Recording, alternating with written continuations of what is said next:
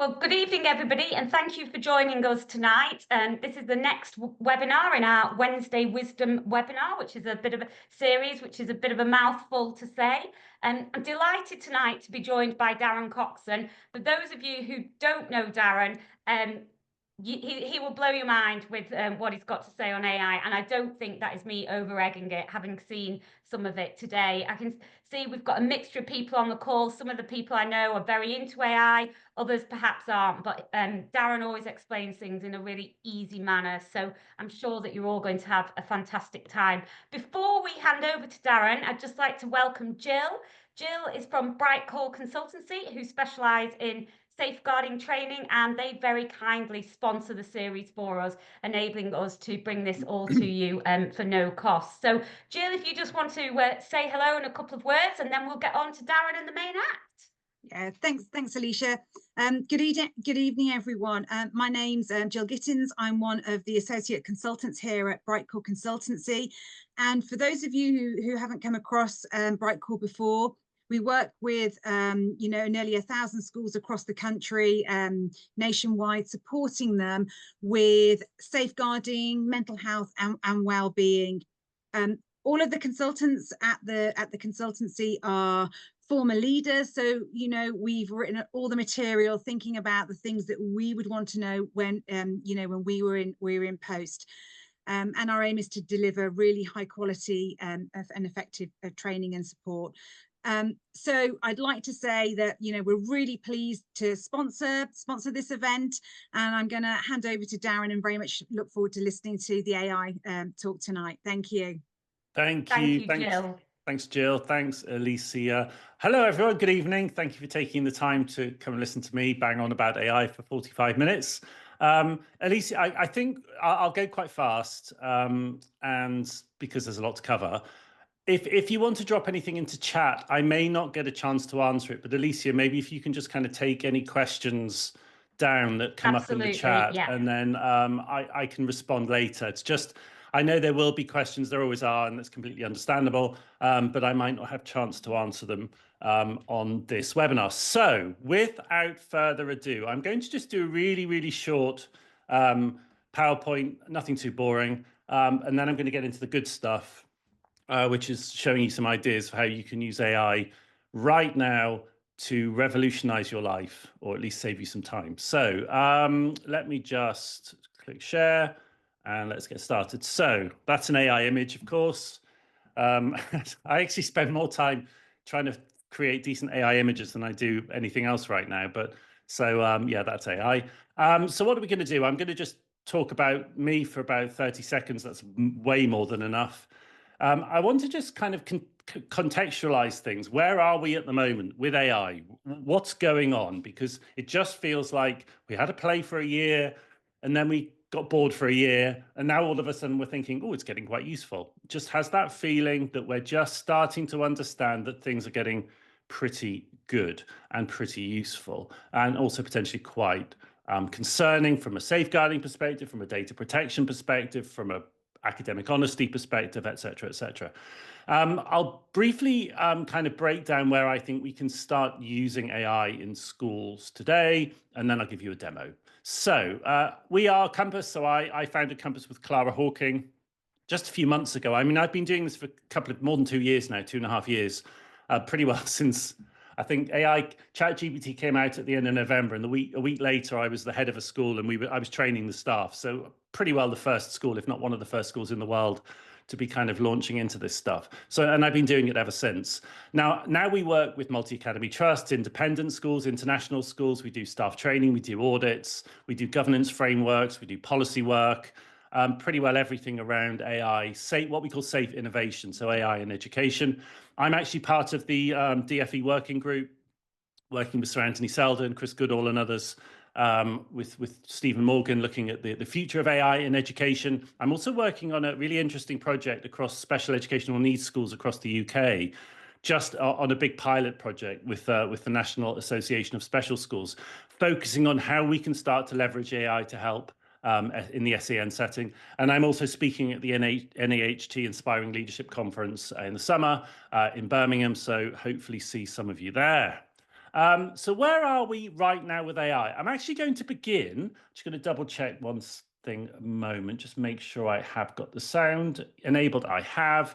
I'm actually going to start with a short video. This is about 3 minutes long. I've really tried to keep it as short as possible, but I actually think this contextualizes just where we are right now. Because what I'm going to show you is me having a conversation with an AI that's going to talk me through how to answer an exam paper. Hey, can you help me with this A-level economics paper? I really need some help with working out how to answer it. Okay, I see the A-level economics paper. It looks like you need help with answering the questions.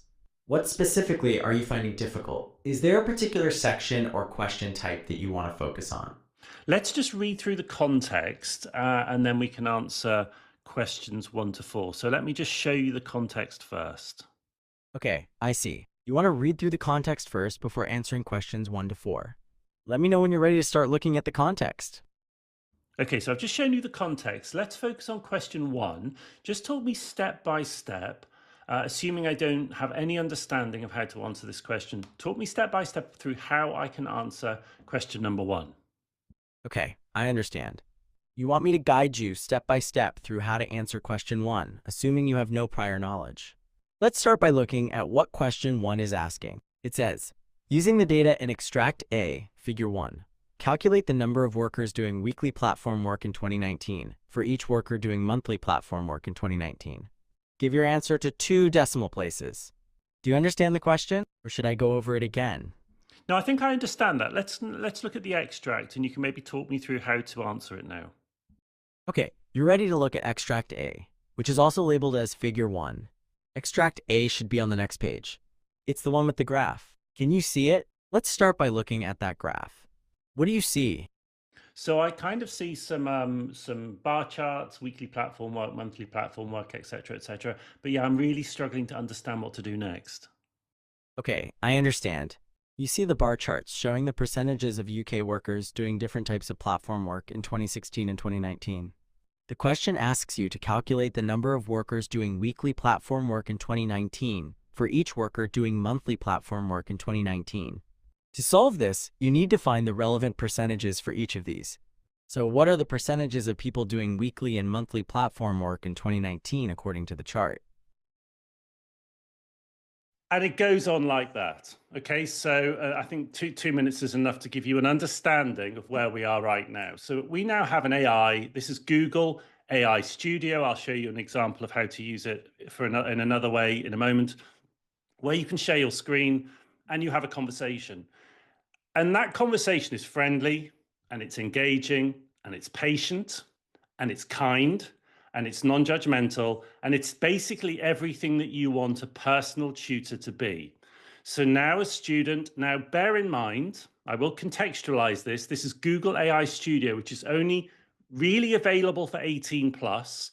But we also know that these tools are being freely shared on TikTok. Students are understanding how to use them, and we can't promote them as teachers to under 18s, okay, because it's an 18 plus tool. But we know that the students are using these tools. Okay, we know that they're using them. We know that they're starting to understand how to leverage them, and more will begin to use them. So it's just something to be mindful of, that this is where we are, where we can just have a natural conversation. We're not having to do lots of prompting with ChatGPT. We're having a natural conversation, and it's listening, and it's not just giving us the answer, it's taking us step by step through how to answer the question, which for me feels like a bit of a big deal. So basically where we are is that this is not something that we can ignore any longer. And obviously the fact you're on this webinar this evening shows that you recognize that too. Thank you. It's becoming ubiquitous. Really, it is everywhere. It's becoming powerful, and it's becoming actually very, very useful. That is useful. Being able to talk through something on your screen is super useful. I used an exam paper there. It could be anything on your computer screen. It even works through a webcam, so I can show hover my phone over some work, and it can actually see what's on through the webcam. Very, very useful stuff. Now, obviously, the world is taking notice now. Okay, the world has slept for the first year, and then it woke up and went, what? AI? And now what we're seeing is governments all over the world starting to bring out some policies, some guidance, some frameworks. The UK government, I actually think, are handling it pretty well at the moment. They've begun to make their intentions quite clear. And I'll just give you an idea of 2 documents that I really think you should be reading. Both are quite short, both are quite easy to read, but they do give you an idea as to where the government is thinking about how it's going to basically support schools in managing AI. Now, Ofsted are just revising their framework. As you know, keeping children safe in education is being substantially rewritten this year. A lot of it is to take AI into consideration. But whereas Ofsted aren't necessarily changing their inspection framework and bringing AI in specifically, Ofsted inspectors will be looking to see how well schools manage AI. They don't want schools banning AI. They don't want them blocking it. They want to see how well schools actually use it safely, because they recognize it has huge potential. We've just seen the government announce very clearly it's really interested in how schools can use AI, mainly for the time-saving aspects. Their ambitions are pretty low at the moment. We're hoping to change that. But, you know, at least they recognize that AI does have some uses in education. And then, of course, we have the EU AI Act, which came into force. The first kind of the tranche came into force in February of this year. Doesn't necessarily apply directly to the UK, but you might be dialing in from Europe, in which case it absolutely does. But the fact remains is we almost certainly will see some sort of knock-on effect with the risk classifications and some of the other aspects of the AI Act coming into the UK. In other words, we are going to see some changes, and quite right too. The reason is, look, this stuff is getting really powerful. I mean, this is a chart that's come from Artificial Analysis, Geek's Paradise, if you're into AI like I am, and into the various benchmarks. It benchmarks all of the various models against one another. 2 benchmarks here. You can see on the left-hand side is where we are right now, and on the right-hand side is where we were only really about 6 months ago. So in the last 6 months, we're already seeing massive gains. We're seeing Chinese models coming through like DeepSeek, Qwen, and Kimi.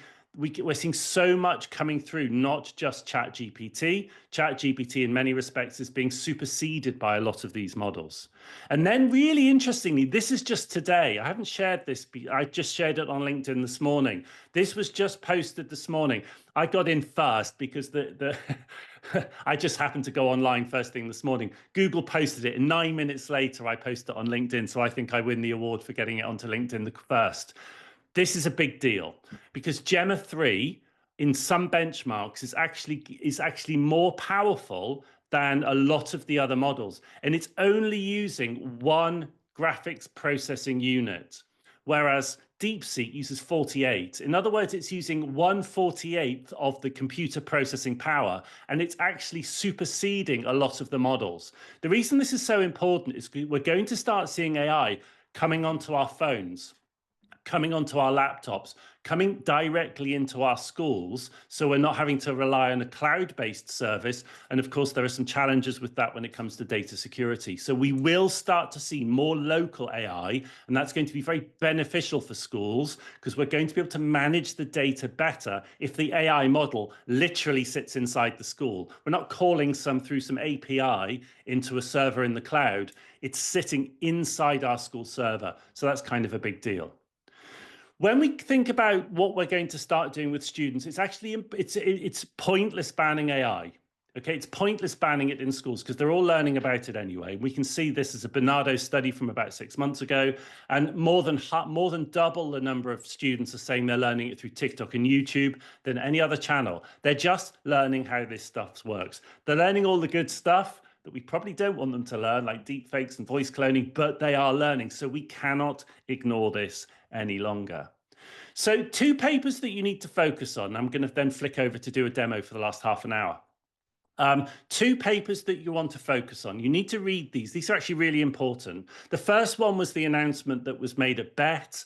So Bridget Phillipson made this announcement at BET, and then it was published as a paper on the same day. And then also on the same day, guidance around safe AI product use in schools. Okay, so there's the policy document and the guidance document. Do read these because, as I said, they're pretty straightforward, but they do give you a good understanding as to the direction of travel. If you're a member of National College, I actually did some webinars on this, so you can check those out. So how can we use it today? So I think there are basically 4 ways in which we can kind of divvy up AI use in schools today. Doing things that we can do ourselves, but it will just do them faster and actually increasingly better. So lesson planning, scheme of work planning, resourcing, that sort of stuff, the basic stuff that we can kind of do, but we want AI to save us some time. I'll show you some examples of that in a moment. Another way that we can start using it, and I think it's getting better at this, okay, it's not been great, to be honest with you, and I very rarely demo this because it can still be a bit glitchy, but data analysis, it's definitely getting better. We can start using larger and larger data sets, and we can draw better and better insights from that data. And we're going to see more of this coming into MIS systems and more of it coming into our databases so we can start to work with data, but I think we're still very early days with that. Creativity, definitely looking at project-based learning, looking at more innovative ways to structure our curriculum, just being more interesting, because frankly, kids are bored with most of the stuff that we teach because it's generally quite boring. We may not be boring, but most of what we teach is boring. And I was 20 years in the classroom, so I speak from experience. We can start to mix things up because we have tools to support us now, which we haven't had before. The final one I think is the most important. It's around how we can use AI to support greater student autonomy. We want our students to be more self-directed learners. That example I just showed you, that short video, classic example of how we can start to use tools to really foster that sense of autonomy. And I know I said the word foster, which is an AI word, but I'm still claiming that word as being a human word as well. Recommended tools. Honestly, I don't know. I mean, I change my mind all the time about this. I don't have any affiliate deals. I don't promote platforms because I get anything from anyone. I just don't, because I want to remain impartial. I don't use ChatGPT much, if I'm honest. I don't pay for it. I hardly ever use it. Personally, don't find it to be that useful as a tool. Sometimes if I'm coding, I might lean on it, but generally I don't. I find Claude is probably the one I use the most. The latest version 3.7 Sonnet is fantastic, really great, brilliant writer, amazing data analyst, very, very good coder. I think it's probably the best coder right now. It's probably the one I use the most. The experimental tools, which I'm going to show you in a moment, AI Studio, which is the one I just showed you, and Notebook LM, which is the first one I'll show you in a second, great tools, just great tools. Notebook LM will not use your data to train the AI model, so you can have conversations with that data, and it's staying inside of your Google Drive, basically. AI Studio will just use everything that you give it, so you need to be careful. But as a tool to plan and resource and a tool to research, it's really fantastic. Open source AI, don't overlook it. These Chinese AIs, don't turn your nose up at them and think, oh, Chinese, I'm not sure I want to. Not at all. They're some of the best models out there. And I'll give you a little hint. If you're taking from the AI, doesn't matter which one you use, use whichever one works. If you're giving to the AI, then you need to be careful. But if you're just taking research, ideas, notes, planning, then it really doesn't matter. And Quen and Kimi are both really, really good tools. Grok, which is Twitter X's tool, whatever you think about Elon Musk, it is a very, very powerful AI, so don't overlook it. And then Gamma and Quizzes, I'm going to show you in a moment. Just really quickly on age restrictions, I get asked this a lot. What AIs can I use with my students? Now, if they're under 13, you can't really use any of these. I mean, you can use them in the classroom, but they're all 13 plus. Really, the only one that's genuinely okay-ish for under 13s is Magic School. And they're working quite hard, actually, to be fair, on their safety in the background. So I think that's going to become probably the default tool for under 13s. But in general, I would say that really these are all 13 plus tools. But 18 plus Claude, AI Studio, Notebook LM, those are tools for 18 plus. So we can't be actively promoting them in our class, but we know the kids are using them. Let's face it. Let's not kid ourselves. Okay, demo time. So I'm going to flick over to my screen, my other screen, and just share my desktop here. There we go. Perfect. So I'm now in Google Notebook LM. Okay, so it's notebooklm.google.com. Now, if you try and access this through your school email address, if you're a Google school, you probably find it will either be blocked or it won't allow you to upload stuff. The reason is that this is an experimental feature and therefore it's automatically locked off with Google Workspace accounts, okay? If you've just got a home Google account, it will work fine. But if you try and access it through your school account, you're going to have to go to your Google admin and go, please, can you enable the experimental AI features and see what they see, whether their eyes open and go, experimental AI, are you sure? But you won't be able to use it. But if you've got a home Google account, which I have, no problem. This is I'm using I've got Google Workspace, but it's my own personal Google Workspace.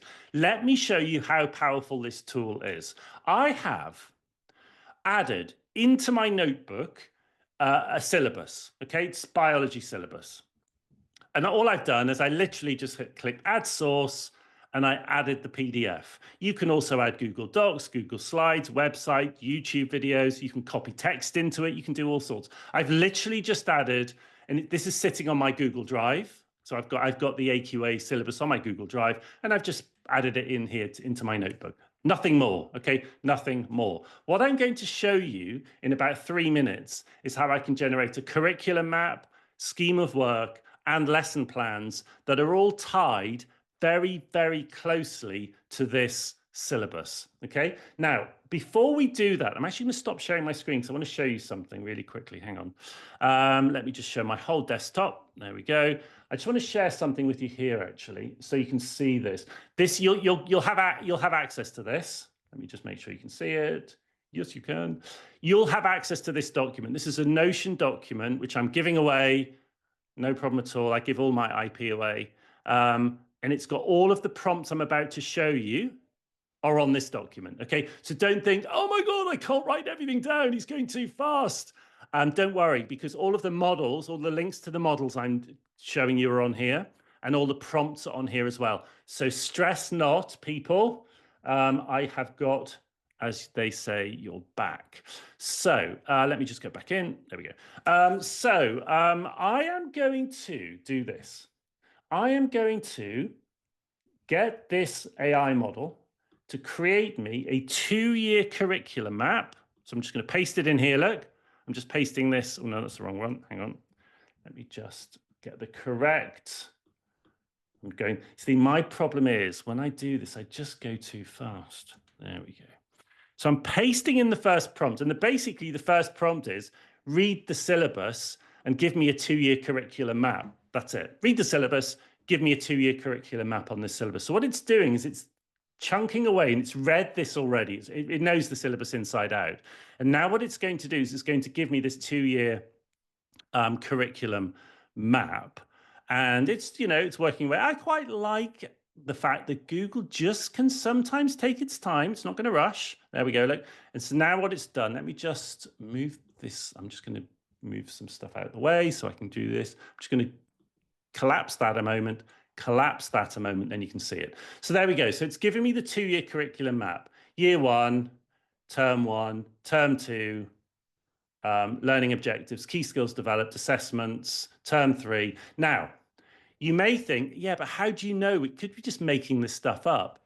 If you tap on any of these, you can hover over them, or you can tap on it and it will show you where in the syllabus it takes its response from, which I think is quite useful. It's quite useful. So any of this stuff, look, order of magnitude, there we go, goes down there, look, understanding order of magnitude calculations. So you get the idea. So, okay, fair enough. Now watch. This is really clever. I only worked this out a couple of weeks ago. I thought, this is really clever. Now, I'm going to go to the bottom. You can see where it says Save to Notes. Watch what happens. I click Save to Note, and it comes down here on the right-hand side at the bottom. If I click on that, there's this response from here. It's gone into a note. But then what I can do, I can convert it to a source, and it goes across into my knowledge base. So now I have the syllabus and the curriculum map inside the knowledge base. How cool is that? And then what I can do, of course, is I can then say, okay, great. Now, next prompt on the sheet, you'll have it, calm, breathe, is scheme of work. Now I want you to create a scheme of work for Unit 1, Cell Biology, okay? Unit 1 Cell Biology. So I've started wide. Okay, I've started with the whole 2 years. And now I'm going to look at the first 10 weeks. I've just picked 10 weeks, could be 12, whatever, however many weeks you want to do, however many lessons, you can put the parameters in yourself. But then what it's done, there we go, detailed 10-week scheme of work, total teaching time, learning objectives, and then it goes weekly breakdown, week 1, etc., etc., etc., all the way through again, same as before. Tap on there, and it's going to show me where it's taken that from. Now watch what I do again. I go to the bottom, save to note, comes here, open it up, convert to source. Now I've got my scheme of work in there. So now I've got the whole 2 years curriculum app inside of this notebook and the scheme of work. And then the last thing, of course, I do is I say, right now, can you give me the first week's worth of lessons? So now because the reason I think this is so powerful is basically what you've done is you've refined the knowledge base and you've narrowed it, and you're giving it more and more contextual detail so that when you come to actually create the lesson plan, there we go. Lesson 1, Introduction to the Biology, activities and timeframes, and then it goes through microscopy, introduction to cell observation, etc., etc. And then, of course, save to note, convert to source, and you get the idea. So you can start building up. Now, if it doesn't work, if you read it and think that's not quite right, you just stick a prompt in the bottom. Please, can you redo lesson 1, focusing on these topics? And that's exactly what it will do. It will rarely give you 100% perfect results out of the box, but it saved you so much time, just so much time. The other quite cool thing I'm going to quickly show you is this podcast feature. A lot of you know about this. Now, the podcast feature is actually really, really cool because it will create a podcast of whatever you have in your notebook. And it's 2 AI voices talking about whatever you have in your notebook. In this case, I've actually asked it to focus specifically on cell biology, because you have a little customize button at the beginning. You can actually customize the instructions, basically tell it what to focus on. But I'm going to just flick forward just to because it can be a bit of a preamble. Let me just flick forward and you can listen to the 2 voices talking about the AQA GCSE biology syllabus with a specific focus on cell biology. On the body gets the oxygen and nutrients it needs. And those coronary arteries, they're like the heart's own personal lifelines, supplying the heart muscle itself with that oxygenated blood. Speaking of blood vessels, there are 3 main types to remember: arteries, veins, and capillaries. There we go. And what you can do now, as I said, this is an 18+ tool, but you can actually download that as an audio file and just share that with your students. And you could potentially create a bunch of revision podcasts on each part, because you can just delete this and then change the instructions. So now focus on unit 2, now focus on unit 3, and just build up a sequence of these podcasts. I think that's actually quite a useful tool. Right, next one I want to show you is probably my personal favorite right now. And that is is Gamma. Now, Gamma is a great tool for creating, a lot of you know it, it creates presentations, but actually what it does is create really, really good revision and study websites. So let me show you what I mean. So it's gamma.app, and it's like an AI version of PowerPoint in a way. I mean, you put a prompt in or you put some information in and you can then generate presentations, but actually it's a lot more powerful than that, because I'm going to show you how you can work with it to create a revision micro website and then add some resources into that website. So I'm going to click Create New in Gamma, and I'm actually going to, let me just show you this, hang on. I've created, it's detailed notes, there we are. I've got here, look, now this actually, if you want to look about how I did this, you can actually follow me on LinkedIn if you don't already, and I posted on this afternoon. I posted a video on this. I'm not going to go through this now because I've just literally just posted a video on it. Don't want to repeat myself. But what I did, that podcast video that you just heard, I downloaded that and I asked Google AI Studio to turn it into some detailed revision notes. Look at what it did. I mean, look at that. Masses and masses and masses. Really detailed notes on cell biology. Okay. So what I'm going to do, look, is I'm actually going to add this into, hang on, there we go. Just get rid of that. I'm going to add this into here. Okay. So I'm going to click import file or URL, upload a file. And then I'm going to go into my, there we go, here. Now I've lost it. That's annoying. That's so annoying. Okay, hang on. Where is it? Where is it? Where is it? Hang on, be with me. There we go. There it is. This one here, detailed notes. I'm just going to open it up. Okay, so what I've done is I've actually added those detailed notes into Gamma. I'm going to choose document rather than presentation. The reason is it tends to hold more of the detail when I choose document rather than presentation. Choose continue. Okay. And then I'm going to keep preserve here on the left-hand side, UK English. I'm going to change AI images to web images because I don't like randomly generating images for the sake of it. There are plenty of images on the internet. I'm going to let AI find existing images rather than generate new images because it's actually quite resource hungry. And then I'm just going to click continue. And I'm going to choose a theme. I don't like the black theme. Let me choose that one. So I've got a theme there. I'm just going to click generate. What AI is going to do is it's going to actually create a revision website for me or a revision resource. So there we are. So what it's doing now, AI has taken that resource and now it's going to generate my revision note. It will take a couple of minutes to do, but I'm going to flick over to another website while it's actually generating right now. So there you go. Look, you can see there, look, it's taken it's actually really attractive. Gamma's got really good. Gamma just looks really nice. You know, it just uses really nice. It's the user interface and user experience actually really, really attractive.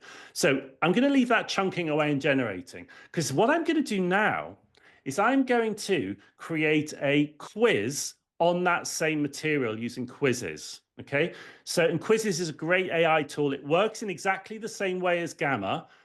Gamma uses AI to create presentations. Quizzes uses AI to create quizzes, but it's very similar in terms of the way in which you get the generation. I'll show you what I mean.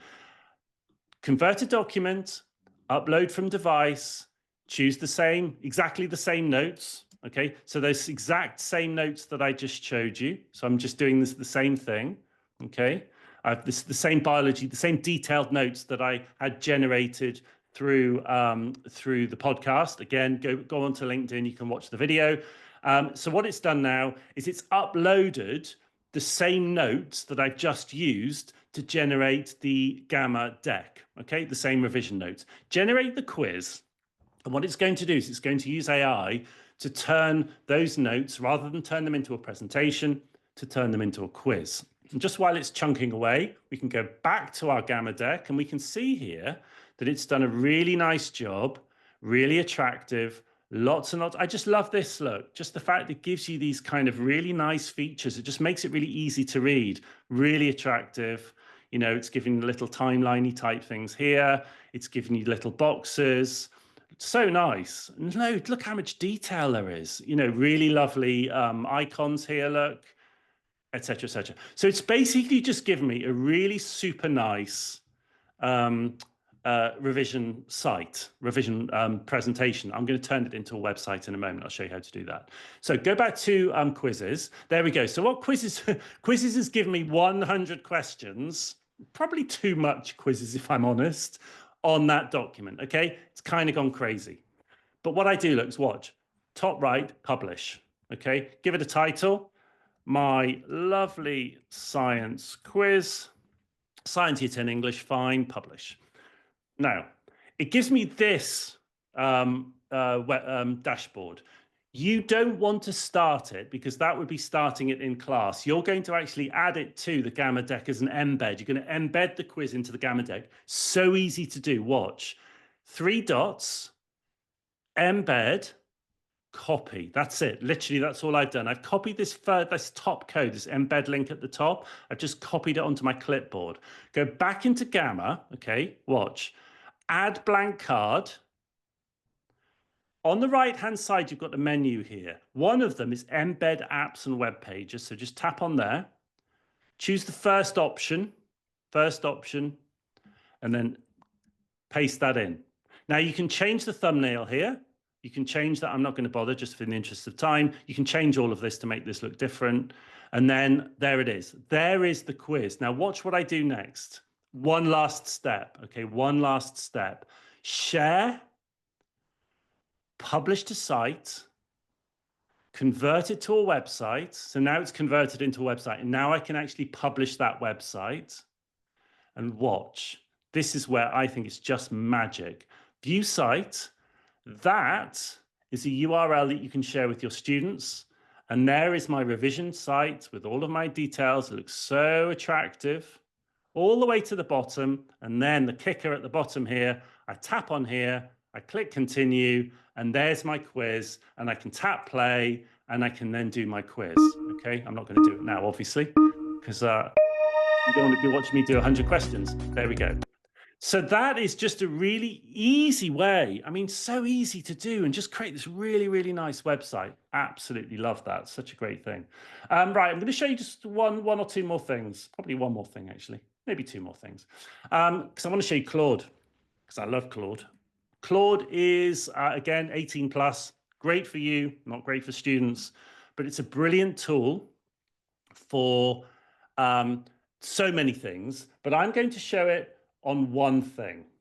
I'm going to show you how you can use Claude to simplify language in resources, because one of the things I remember particularly when I taught at SEN and taught students with SEN, either in SEN school, but also students with SEN, or maybe just low cognition, they just really struggled getting access to resources that were at the right reading level. Now, the trick here, I'm going to show you this prompt. The trick here, okay, is not to say you want it for a certain age. You want to say you want it for a certain reading level, because AI is being trained on text and it knows reading levels, okay? So look what I've done here. Create a concise and easy to read study guide on the attached topic. And I'm actually going to attach a cell structure, cell biology, not quite the complicated one I've just shown you, just a simplified version. And basically what I want the AI to do, Claude to do, is take the language from a 15-year-old to an 8-year-old, but look what I say here, okay? Ensure the content and tone is suitable for a 15-year-old. Only the reading level and vocabulary should be aimed at a reading age of 8. Do not talk down to the student or write in a way that patronizes them, because the problem is, if you ask AI to write for an 8-year-old, it's going to write exclamation marks and it's going to be having chocolate cake analogies, and it's just annoying. It's just annoying. If you say do not be patronizing, this is just someone who needs to simplify, but they're 15, they're not 8, they just have a reading age of 8. So what I do, look, let me just grab my, there we go. So this is I'm going to drag it in, and all it is just a guide to cell structure and organization. I'm just going on I'm an English teacher, by the way. I'm not a biology teacher, but I've just done a cell structure, dodgy American spelling there. Sorry, Americans, dodgy for us Brits. You're not dodgy. So what I'm doing here is I'm basically saying, I want you to just simplify the language. What it does is it essentially removes a lot of the level 2 language, the complicated everyday language. It keeps the level 3 language. You can see here the level 3 language, which is the specialist language, eukaryotic cytoplasm. But what it does, look, it just simplifies the actual explanations and does a really good job. This is why I like Claude. Look at how clean and simple that is. Really nice added feature here. And I see if I can actually, maybe it's not going to let me access. No, it's not going to let me access. That's quite annoying. There is a feature before you generate anything where you can actually have it generated in dyslexic friendly text. But since I've started, it's not letting me do that. But there, you can see there, look, it's just a really, really nice, simple, cleanly written. So it's taken a much more complex text and it's just written it in a very simple, clean way. That's why I like Claude. Claude is one of the only AI tools I actually pay for. I don't pay for much because I use loads of free tools like AI Studio and Notebook LM. I don't pay if you can get it for free, but I do pay for Claude. You do get some use of this powerful 3.7 sonnet, but you just don't get very much if you don't pay. So I would suggest if you become someone who uses AI a lot, I think Claude is better value for money than ChatGPT. That's just my personal opinion. Not everybody agrees with me, but I'm just more of a Claude user, and always have been more of a Claude user than a ChatGPT user. Okay, last few minutes, I'm going to show you one more thing. Okay, one more thing. And this is about student autonomy. So and again, this is focusing on 13 plus, and I'm aware of this. So if you're primary school, this is probably not so useful. And I'm not going to have time to show you how you can put this inside of a Magic School AI, but you can put this prompt inside of a Magic School AI bot, and it does then turn it into a very, very useful tutor. So what I'm going to do is I'm actually going to use ChatGPT for this. There we are. And I'm actually not even logged in. Like, I'm just in a temporary chat, but that's absolutely fine. I'm going to add in. Actually, I'm not sure I can do that. Can I? Let me just check. Yeah, no, I can. I'm going to add in a prompt, which is quite a long prompt. And what this prompt does is it turns the AI into an essay feedback tutor. So what it will do is it will read a student's essay, and it will read a mark scheme, and it will give the student some useful feedback. Now, it will give a grade range based on the mark scheme, but be aware, AI is just not very good at giving very, very accurate summative assessments. So I wouldn't go there. I wouldn't use AI to actually summatively mark work, but actually formative feedback, it's pretty good. Now, I'm using ChatGPT. I'm not sure I should have used that. Maybe I should have used a different. Well, you know what? We'll give ChatGPT the benefit of the doubt, because I can be a bit hard on ChatGPT sometimes. And what I'm going to do is this. I'm going to add the question paper, the mark scheme, the question, and the student's essay. Okay, so the prompt is there already. I'm going to add the student's work. It's just a dummy essay. It's not a real student's work. Now, bear in mind, and this has just come out recently from the UK government, if the student does this, that's up to them, because it's their own intellectual property. If they want to upload an essay to an AI to give them assess it, that's really on them. It's up to them. If they're under 18, they do need at least to tell their parents they're doing it. Okay, so they need parent authorization. But actually, as teachers, we should not actually be doing this. I mean, brutally honest, put a communication out, explain to parents what you're doing, explain that the AI that you will use will not use the data to train the model, okay? As long as you do that, you're okay. So ChatGPT, for example, you can turn the setting off, the data training setting off. It's not going to use your data to train the model. And there are other tools as well. Claude doesn't use your data to train the model. So I think it's up to you as a school to work out how you message this.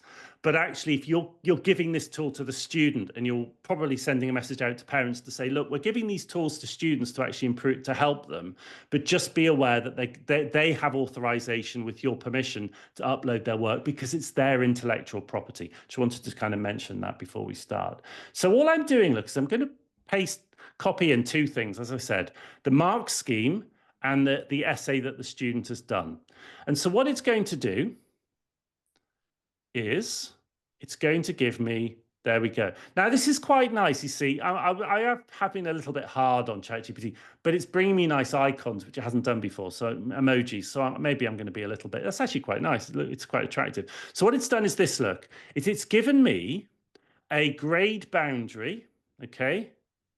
There we are, level 4-5 judgment. And actually, I asked it to write an essay which was on the 4-5 boundary. So it's actually marked that pretty well. Analysis of language, contextual understanding, indicative overall grade, areas for improvement, next steps. Lutwell's giving me a little target. I like that. So you can see there, just with that one prompt, giving that to the students, there's no way any teacher would give that much information, just no way in the world. But look what it's done. And then look, if you'd like, I can help you revise a paragraph or restructure your points to push your essay towards a 5 or even a 6. Would you like to do that together? Let me hope. So it's, again, just like I showed you at the beginning, it's kind of working like a really nice, really kind, supportive AI tutor. So look, just a few things there, went very fast. You're probably feeling a bit, oh my goodness. As I said, that document, that Notion document Alicia has, she will share with you. Any questions, anything you want to pick up on, I will get that information from Alicia. And then I can get some feedback to you. I can work with Alicia. We can probably put it in the newsletter, or we can get it out to you. So make sure you've got any feedback that comes back. But I think we're coming up to the 8:15, so 8:15 in the UK anyway. So I'm going to very quickly pass you back over to Alicia or Jill and say thank you very much.